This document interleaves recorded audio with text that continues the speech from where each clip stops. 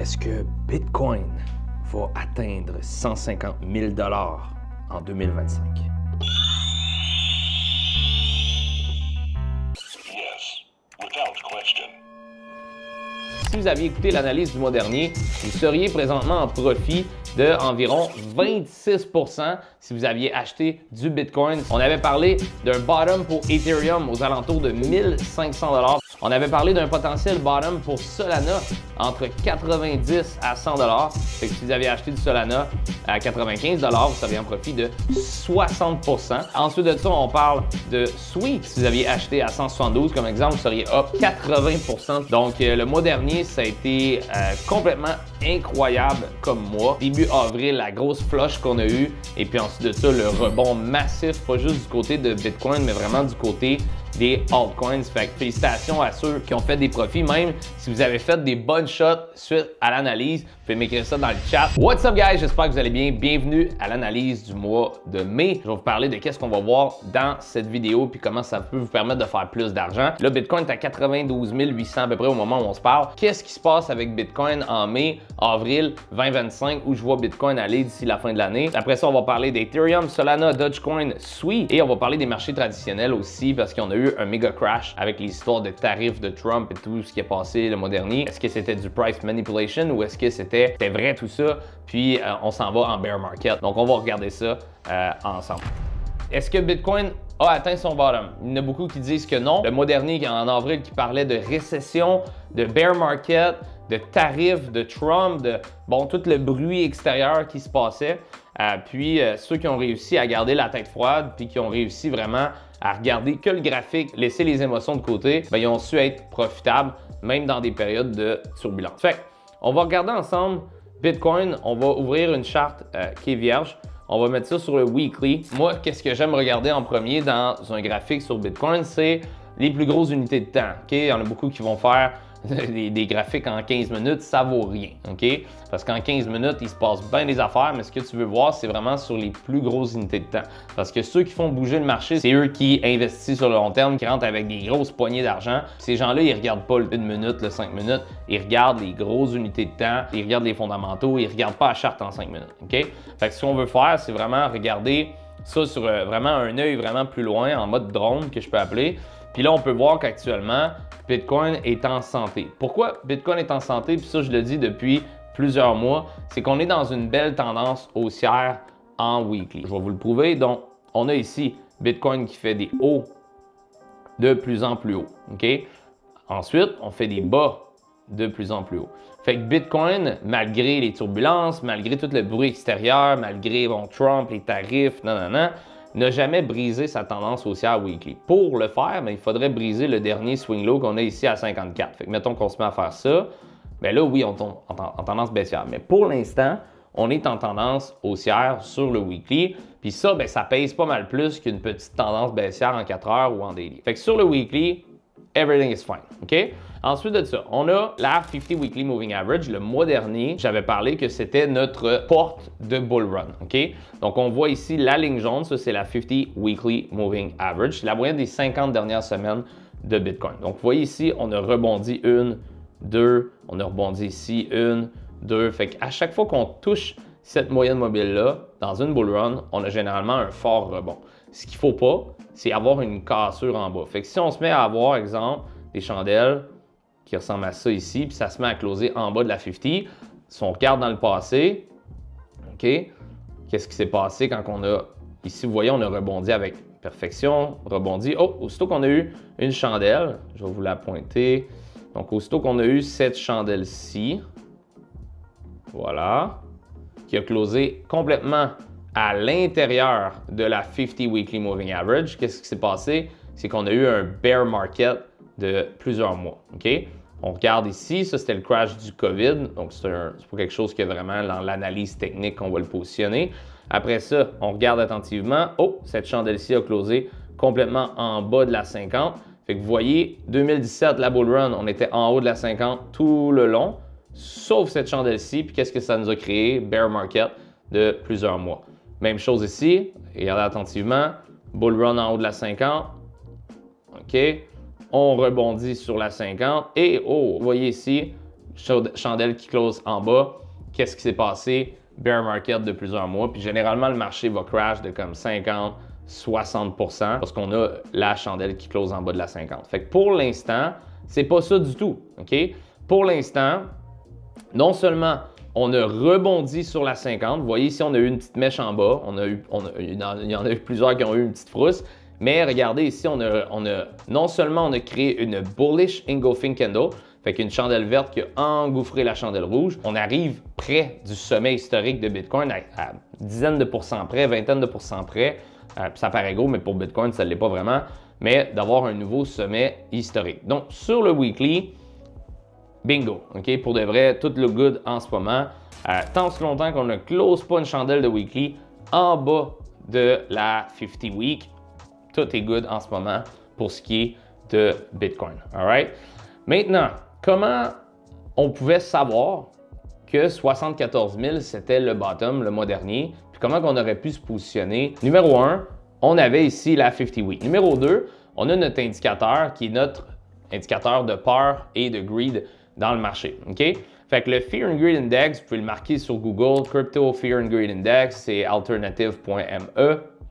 OK? C'est très simple. Ça marche sur une grille comme ça ici.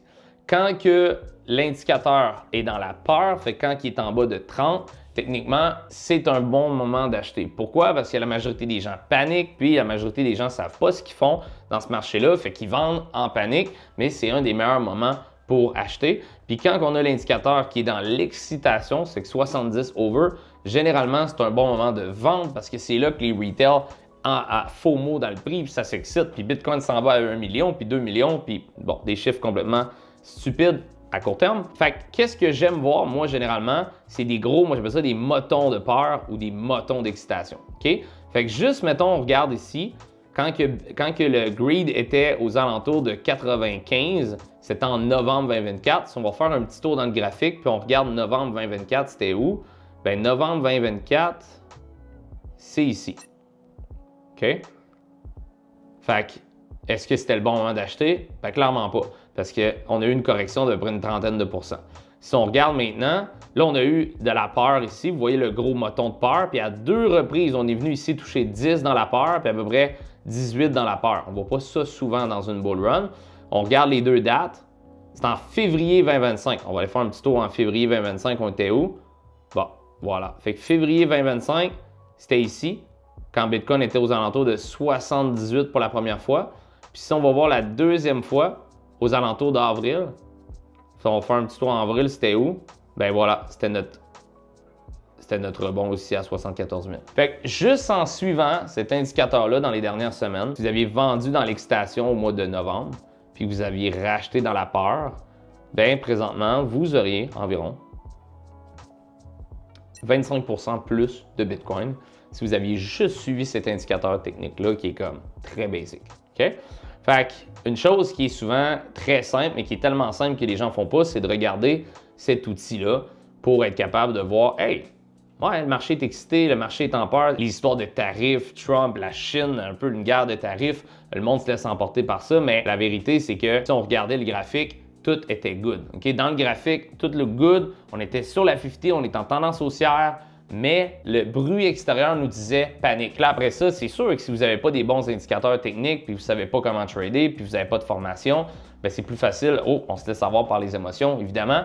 Mais si vous savez exactement quoi faire, bien, vous ne vous laissez pas emporter par vos émotions parce que vous avez un cadre de trading, vous avez une stratégie de trading qui, quand vous avez un cadre et une stratégie de trading, bien, vous êtes capable de gagner sur l'émotion qui circule autour de vous, qui est la peur ou de l'excitation, peu importe. Fait qu'au niveau de Bitcoin, c'est un peu comme ça que vous auriez pu vous positionner dans le marché. Là, maintenant, Bitcoin sur le weekly, comme j'ai dit, est good. On va descendre sur le daily. Puis là, je vais vous partager un peu mon petit 2 cents. Qu'est-ce que je crois que Bitcoin va faire dans les prochaines semaines à venir? Parce que là, il y a de l'excitation dans le marché. Si on va ici, hier, on était à 72. Je vous ai dit, en haut de 70, le marché est excité, il faut faire attention. OK? Bon. Là, on a Bitcoin. OK? L'autre chose qui est intéressant, c'est, je vous avais parlé dans l'analyse du mois dernier de la dead cross. Fait que la dead cross, c'était la 50 moyenne mobile qui allait croiser la 200. Fait que la 50 day qui croisait la 200. Puis généralement, c'était le bottom. Souvenez-vous, On a eu ici la 50 qui a croisé la 200. On a eu le bottom. Après ça, on a rebondi. Après ça, plus bas ici, on a eu la 50 qui a croisé le 200. La 200, qu'est-ce qu'il y a eu? Le bottom. Fait qu'encore une fois, on a été capable le mois dernier de caler le bottom sur Bitcoin. Dans le temps que tout le monde paniquait puis parlait d'un Bitcoin à 30, 40 000 puis on s'en dans la bear market, nous, on est resté tête froide puis on a calé le bottom de Bitcoin la journée exacte que ça s'est passé, puis le niveau exact que ça s'est passé. Puis là, ben, on a eu un rebond de 20 quelques % depuis. OK? Fait qu'exactement à peu près 26-27 %. Maintenant, là, on est rendu où? Est-ce que Bitcoin s'en va à new all-time high? Est-ce qu'on fait un retracement? On va regarder ça ensemble. Fait que numéro 1, OK? Là, on a brisé la tendance baissière en daily. Ça, c'est très bon. Si on regarde attentivement, si on trace une grosse trendline, puis les trendlines, ça vaut ce que ça vaut. OK? Fait que si on regarde attentivement, Bitcoin nous faisait en daily des hauts de plus en plus bas et si on regarde ici, des bas de plus en plus bas. Fait que ça, c'est une tendance baissière. Fait qu'on était tendance haussière weekly, mais on était tendance baissière en daily. OK? Par contre, on était en train de créer un pattern qui s'appelle un falling wedge. Donc, un wedge, premièrement, un falling wedge, c'est le prix qui descend, donc qui consolide à travers un wedge qui squeeze. Donc, on faisait des hauts de plus en plus bas, des bas de plus en plus bas, mais on squeeze à travers un wedge comme ça. Puis généralement, lorsqu'on a un mouvement en dehors du wedge, on a un mouvement d'impulsion qui amène le prix plus haut à plus gros pourcentage quand on est dans un falling wedge. Les statistiques montrent qu'un falling wedge dans une tendance haussière, ça a plus de chances de sortir haussier que baissier. Fait que c'est exactement ce qui s'est produit. On a break, retest le wedge, puis on est reparti ici. Là, on arrive dans de la résistance, par contre. Parce que là, bon, numéro 1, le prix a monté de comme 26 %. Fait qu'évidemment, il y a des gens qui commencent à vendre. Il y a des gens qui commencent à se payer. Il y a des gens qui commencent à fermer des positions longues. Il y a des gens qui commencent à ouvrir des positions short. Bref, on arrive aussi sur un ancien gros niveau de support ici qui a des fortes chances de tourner en résistance. Fait que là, avec le Crypto Fear and Greed qui est monté à 72 hier, avec le prix qui est monté à comme 94, il y a beaucoup de gens qui vont FOMO. Il y a beaucoup de gens qui n'ont pas acheté dans le bas ici, que là, ils se mettent à rentrer. Ils achètent de qui? Ils achètent de ceux qui ont acheté dans le bas, qui sont en train de se payer présentement. Fait qu'il y a deux possibilités que je vois pour Bitcoin en mai. OK? Je vais vous les montrer. Après avoir fait un MSS qu'on appelle, qui est un Market Structure Shift, donc un bris de tendance baissière. Fait qu'après avoir brisé la tendance baissière en daily, comment qu'on fait ça? Bien, on brise le local top ici à 89 000. Fait que si on regarde attentivement, je vais sortir mon petit sticker, price label. Donc, on avait un dernier high ici autour de 89 000 environ qu'il fallait briser pour briser la tendance baissière en daily. Exécuté à la perfection. Regardez ici, boum, Bitcoin qui a explosé puis qui a fermé une coupe de chandelles. On est rendu à comme 3-4 chandelles en bas de 89 000. Fait que ça, done deal. OK? Fait qu'on a fait un bris de tendance baissière en daily. OK? Généralement, après avoir fait un haut plus haut sur le daily, fait qu'après avoir cassé la structure baissière puis avoir fait un haut plus haut, généralement, ce que le marché cherche à faire, c'est de faire un bas plus haut. Donc, après un MSS, le marché, souvent, le monde, il faut mot, tout ça, mais on a souvent une correction qui nous amène à retester des supports avant de repartir. Fait que j'ai tracé deux possibilités. Les deux sont très bonnes. Fait que possibilité numéro 1, c'est la ligne verte. Vous vous souvenez, le mois passé, j'avais parlé d'un potentiel rebond jusqu'à 90 à 93 000. On était à 94. Good. Maintenant, là, ce que je m'attends, c'est deux possibilités. Un, on atteint la résistance. OK? On retrace. Donc, la ligne verte nous ramène dans les bas 80 000, 80, 81, 82 000, dans ces coins-là. OK? Donc, d'avoir un retracement vers des niveaux de support importants où ce que tout le monde se dit, ah, c'était un dead cat bounce, on s'en va en bear market, puis là, ça ouvre des positions short, puis ensuite de ça, boom, short squeeze d'ici la fin de l'année, parce que oui, je tiens encore ma prédiction qu'on va voir un Bitcoin à 150 000 plus d'ici la fin de l'année. Donc, opportunité numéro 1 que j'aimerais beaucoup voir, moi, parce que j'ai fermé ma position longue sur Bitcoin à 90 000, mais d'avoir un retracement vers les bas 80 000, ça serait amazing. On pourrait vraiment ramasser des deals dans la crypto, puis peut-être une dernière opportunité de se positionner avant la dernière jambe haussière de 2025. Maintenant, l'autre possibilité qui est, selon moi, moins probable, mais qui est probable, c'est d'avoir un V-shape recovery. Fait qu'un V-shape recovery, c'est la ligne jaune. Fait que c'est juste le marché qui ne donne aucune chance à personne de se positionner, sauf ceux qui ont juste snipe le bottom. Fait que c'est juste un V-shape, fait qu'on pousse vers un nouveau all-time high sans avoir de correction. Puis, les deux sont valides. Ou ce que, regardez ici attentivement, OK? Bon, ça c'était le genre de petit bull flag qu'on avait pendant 7-8 mois en été 2024. Bon, ici, vous voyez, on fait des hauts de plus en plus bas. Puis là, tout d'un coup, wow, ce haut-là est venu plus haut que ce haut-là. Donc, on est retracé. Fait qu'on a fait un haut, MSS, on est revenu faire un higher low. Puis après ça, on est reparti. Fait que ici, on l'a fait. On est revenu sur le support, puis on est parti. Fait qu'on aurait une possibilité de se positionner pour une dernière fois avec ce setup-là. Maintenant, quand on a eu ici, OK?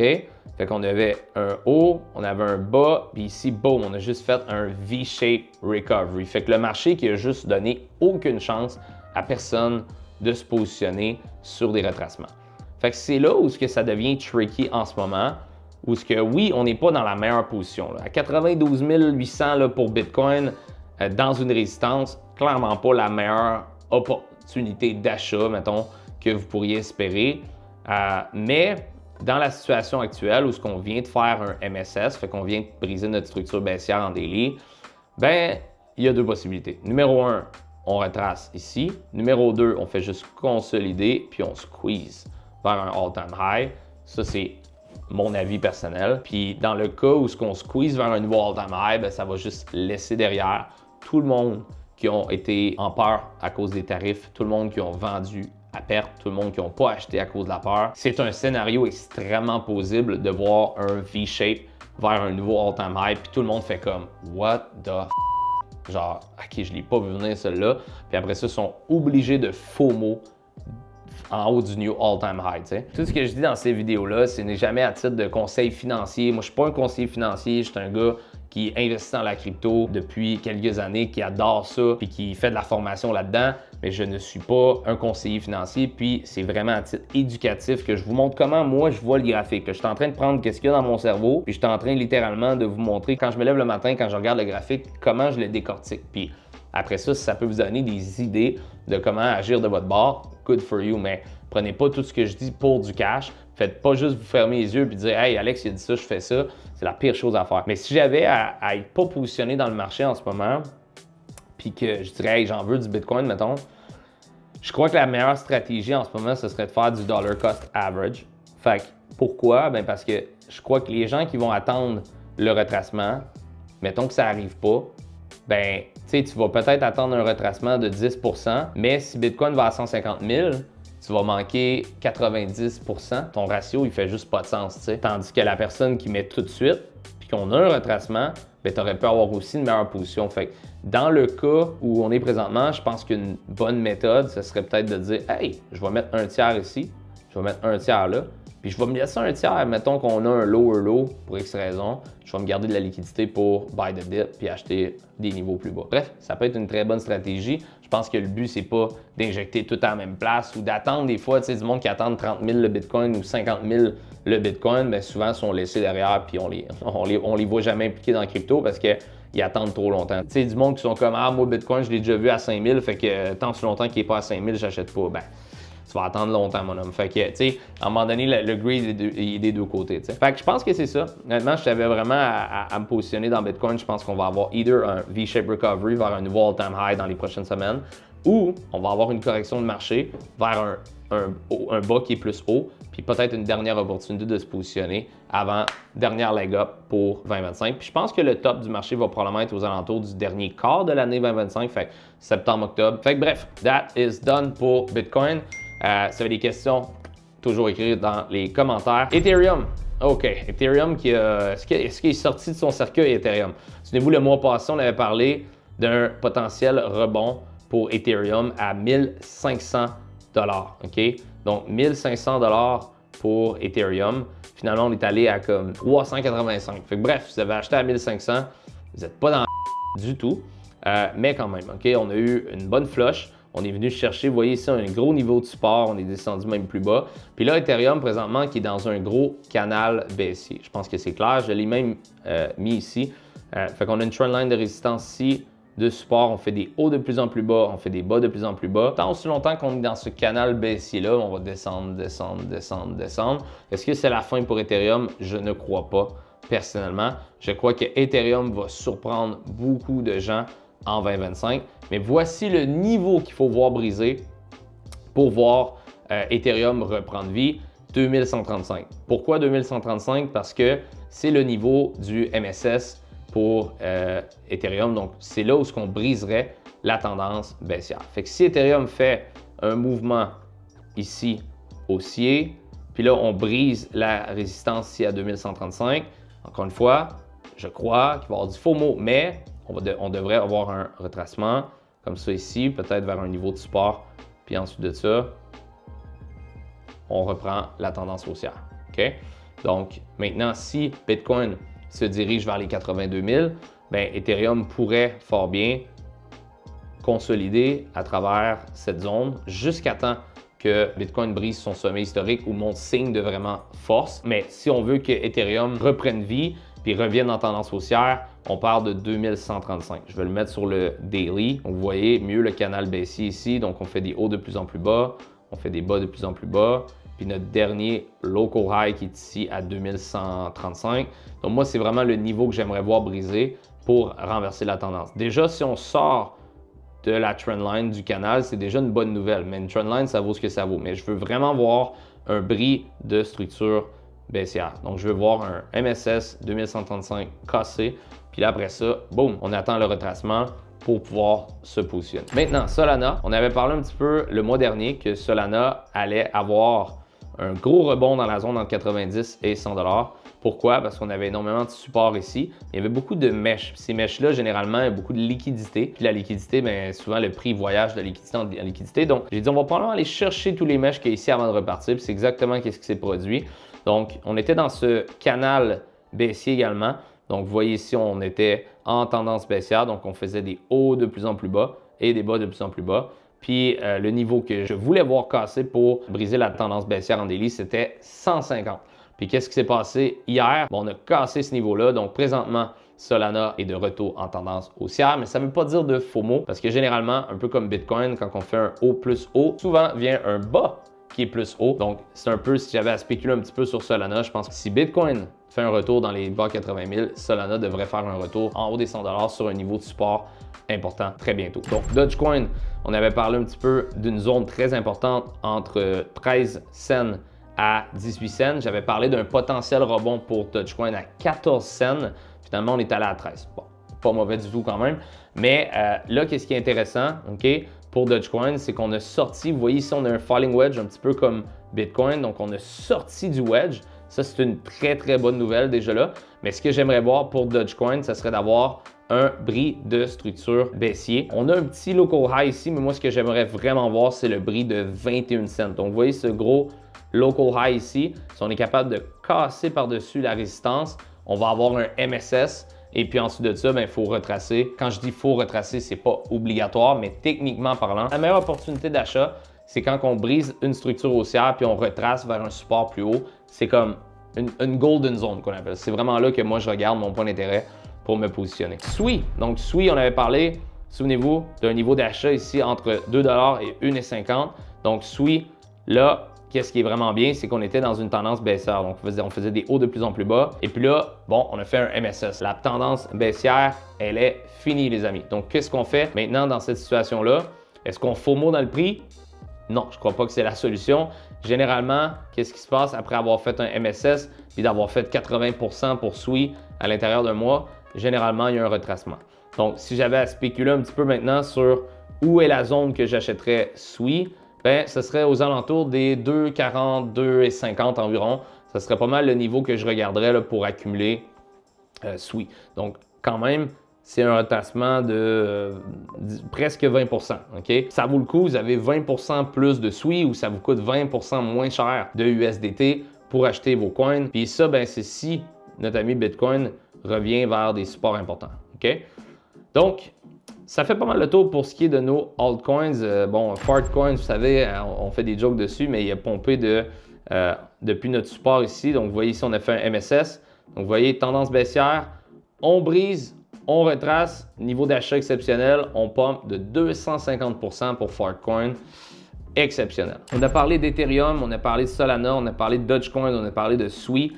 Qu'est-ce qui s'est passé avec les marchés traditionnels, OK? Les gens qui pensaient que c'était pas sécure d'être en Bitcoin parce que c'est volatile puis ça drop beaucoup, mais écoutez, je vous annonce que du top jusqu'au bottom, S&P 500 a droppé de 21%, le Nasdaq a droppé de 26%, puis notre cher Bitcoin, il a droppé de 32%. Fait que c'est vraiment pas beaucoup plus pour un asset qui est beaucoup moins gros que le S&P puis le Nasdaq. Donc, qu'est-ce qui s'est passé avec tout ça?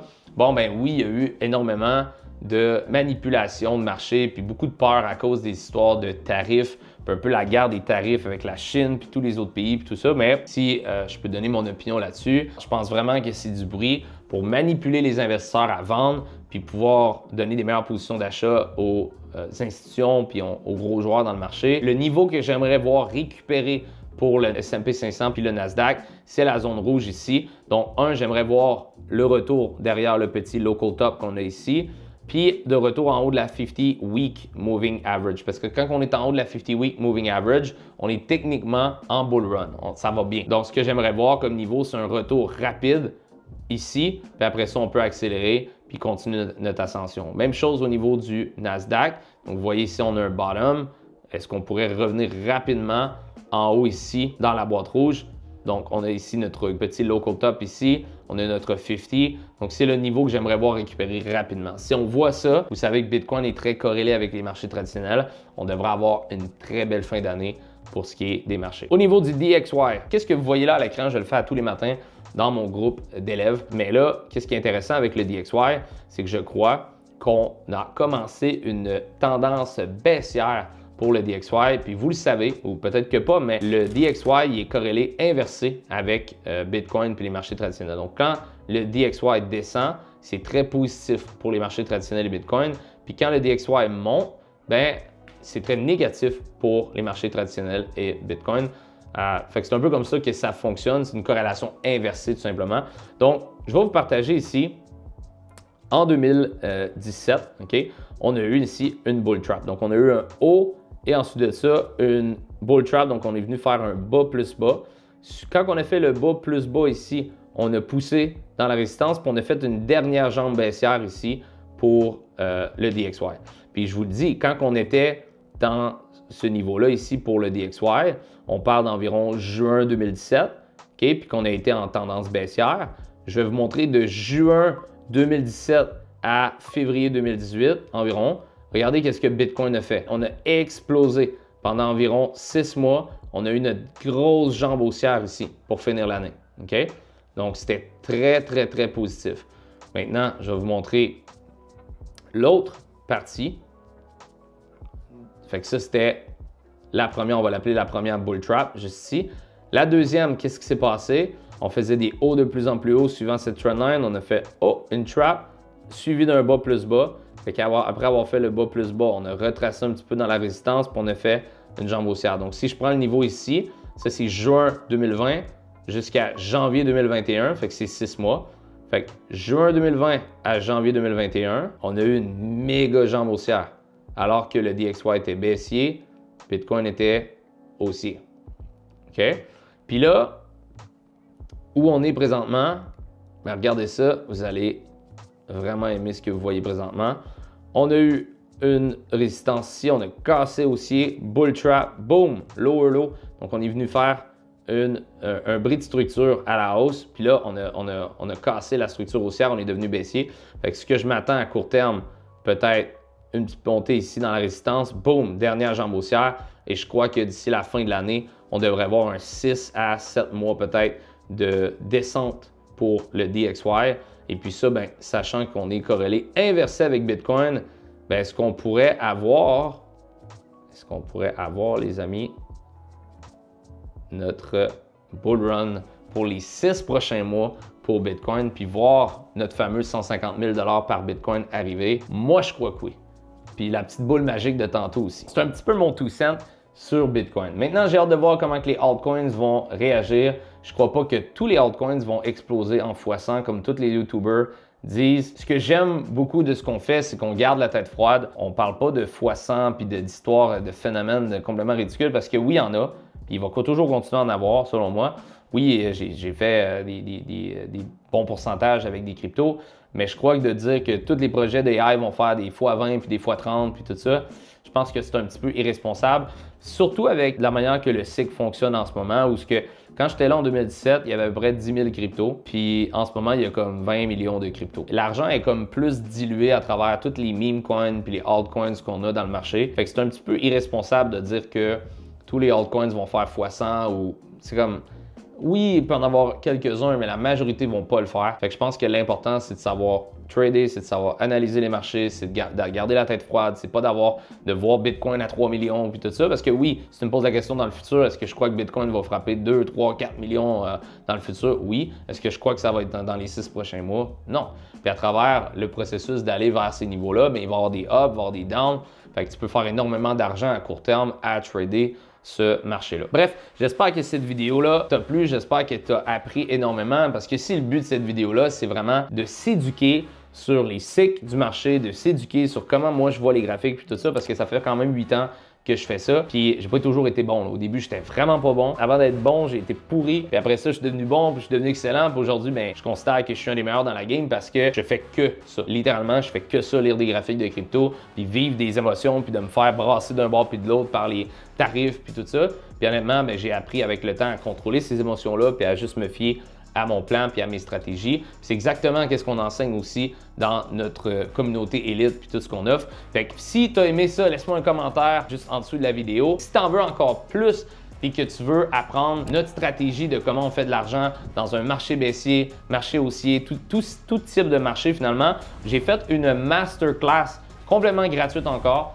Le lien est en bas de la vidéo. Si tu veux l'écouter, prendre le temps de regarder exactement qu'est-ce qu'on fait dans la communauté élite, comment qu'on peut t'aider à générer plus d'argent avec soit l'investissement à long terme ou le trading, bien, clique sur le lien en bas de la vidéo, regarde ça, tu vas triper bien raide, puis nous autres on se revoit le mois prochain. Ciao, bye, à la prochaine.